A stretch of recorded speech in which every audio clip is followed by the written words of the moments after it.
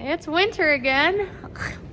It was 85 degrees yesterday here in Kansas, and today it is a high of 50. We were in a winter weather advisory, and as y'all saw, we got some snow on the ground, and we got 60-mile-an-hour winds. This again, ripping the ground and track filling and sprinklers and planting and just anything that you could possibly think of doing on the farm, especially spraying, is just not a possibility right now. On days like this though, I like to do things like cold plunge and work out to make myself feel alive and like a normal human, and that's what I did this morning. It feels really good. I wouldn't do it if it didn't, so I promise that is a way to combat this crappy weather and being stuck in the house. Also, really pleased with the feedback that I've been getting on my last video where I talked about these gosh dang scammers.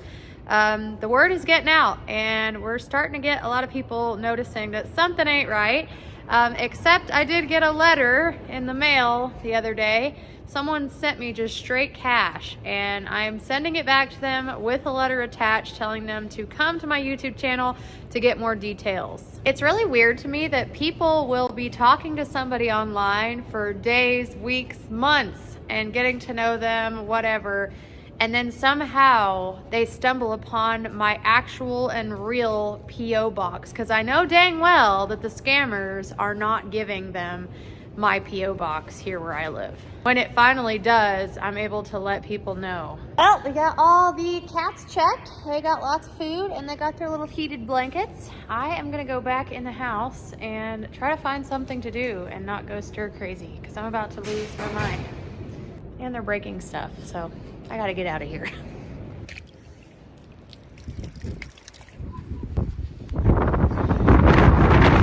Well, let's get to work. Look at that donkey in the background. I don't think my dogs are gonna be messing with him. We got cattle put out in the back field behind us here in that back corn circle, and they're grazing, and they brought in an old donkey, and he's already had some words with me. He's not very nice. So for all my city friends, when people have cattle, sometimes they throw a donkey in there, and you know, maybe some of them do it for fun, but most of the time it's to protect the little baby cows like y'all saw from the coyotes. We have coyotes pretty bad around here, and coyotes and baby calves do not get along very good. Coyotes will eat a calving mama cow while she's trying to have her baby. It's pretty disturbing. So those help pretty good. My dogs help run them off as well, but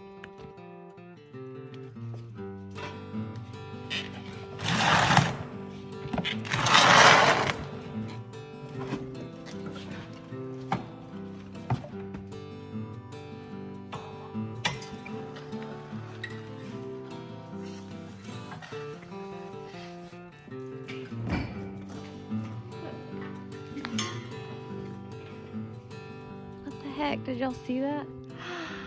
Whoa. Without the wind, a lot of productive things can get done, like a lot of spraying. So the sprayer is on this side of the farm, obviously. Pre-emerge going down. Also, the cover crop is doing very good for the people that were asking about it. For those of y'all that don't know, we are trying cover crop on this farm this year. And it is kind of a blend of triticale, I guess you'd call it triticale. I think that's how you say it. But it's a blend. There's three different varieties of crops going into a cover crop. I think right now is the time of year around this area where everybody's trying to decide when the best time to spray it and kill it is, because it's, you know, it's done its purpose, and it's done its purpose really well, because nobody can ever predict how the wind is going to be. But in this area, we get Dust Bowl style wind, and this year, I'm not sure. I feel like I get traumatized by the wind and I block it out of my memory, but this year was like exceptionally annoying and bad when it came to windstorms, and it did a lot of damage. And I'll be excited to see what kind of benefits that are going to come from, you know, planting this season, and if they're going to continue doing the cover crop thing every single year. I'm not really sure how that works, if they rotate it, if it's good to do it every year. But it's got to be a hard job determining exactly the right moment to go off and spray it and kill it after it's done its job, because you don't want to be too early and you don't want to be too late, because if you're too late, it gets too big and it starts choking out what you're really trying to plant. The cats are so distracting. Oh, they're so annoying. Look at them. Nothing other than that going on, except for the big news that I shall not talk about at the moment. Look at the baby cows. Look at them, they're so cute right now. This is so cool. I also wanted to talk a little bit about grief today, if y'all were open to listening to me real quick, and maybe I can give y'all a little bit of inspiration here when it comes to something like this. So it's kind of like a reason why I like farming so much, why I like gardening so much, why I like being outdoors so much. And it kind of correlates with grief and grieving. It doesn't cost anything, and it's really therapeutic. This is too cool. Oh, I love this. So when I lived in the city and I worked in the city, I worked at a bar, worked in hospitals. I didn't really pay too close attention to the seasons. I also lived in Texas, so they don't really get seasons out there.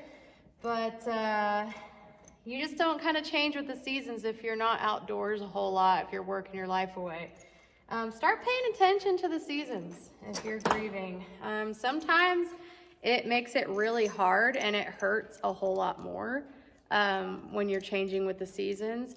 But in this case, it kind of heals you in a way, and it feels really good to talk about it, to get it off your chest when the new seasons start rolling in. And it's kind of like turning over a new leaf. Oh my gosh, it followed me into the barn. What the heck? Maybe there's something broken in my lens. Yeah, now that it's spring, it's March now, it's starting to warm up. There's no more snow on the ground. And I'm getting closer to is it my fourth? Has he been gone for 4 years or 5 years? I don't even know now.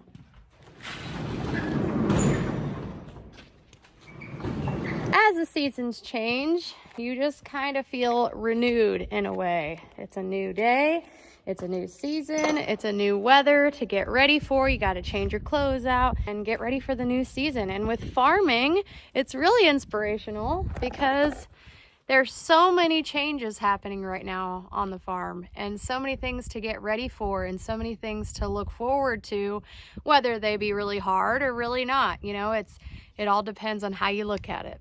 Meanwhile, I'm out here doing chores, and I catch Zach moving his dirt bike into the lodge because I kicked him out of the house. Allegedly. I have the proof right here. It happened. We're having a couple moments of peace. The last few moments. What's about to start going down? What does farming look like in Kansas at the end of March? Well, depends on the year. This year, I just talked about that, the weather. Yeah, this year it's really dry, which I mean it is a lot of years, but it is this year for sure. So a lot of sprinklers are about to get started, even on corn ground, which the corn is obviously not planted yet. But there's a lot of sprinklers running on corn ground, just getting the ground soaked up, getting the profile built up before planting. So that's about to take off pretty crazy. Wheat is all coming out of dormancy right now, so there's lots of sprinklers fired up on wheat. Basically, the end of March, a lot of times is you're trying to find the balance between them last few equipment things, getting some equipment ready, set up, but also making sure your pivots are ready, because that's all gonna hit. Other things on the farm, got Zach with the dolly, got him moving stuff around. Yeah. Multiple times.